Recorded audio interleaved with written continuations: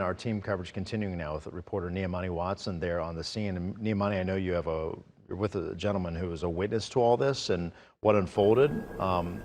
What can you guys add for us at this point? Right, to give you a better idea of where we're at, we are at an apartment complex on Briarcliff Road. The next street over is Clifton Road. So we can actually see the police cars from the balcony of where we're standing, and we've been hearing sirens for the past hour. Now, standing here with me is Hamilton Barber.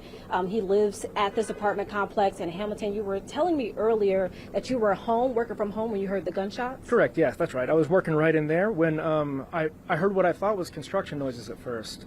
But as I kept hearing the reports, probably 30 or so, I realized this was not hammer fire, this was gunfire. So I got my phone out and I said, if this turns out tomorrow to have been gunshots, I think I want to have a record of it.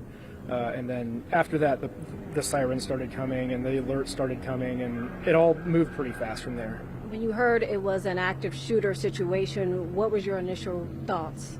My first thought was my wife was on the way home from work, and so I wanted to make sure she was safe. And then she reminded me that we have a lot of friends who work at Emory and who attend Emory and who live in those apartments right by that CVS. So she said, why don't you check on them also? So that's what I did. So we started checking on all the neighbors. We have a pretty close-knit community here, and so we were all rallying together and figuring out, swapping, I heard this many, I heard that many, do you know people who are safe? And everyone that we were checking on was safe, thankfully. Can you give us a better idea of how close you are to Emory Point CVS? Oh, yeah, it's on my wife's and my running route. It's maybe a mile as the crow flies, maybe.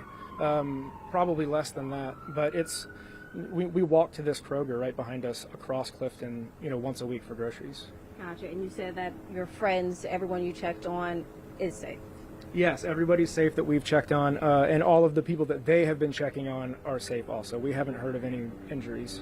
All right, Hamilton, thank you. We're going to continue to monitor the situation. We'll send it back to you guys in the studio. Thank you so much.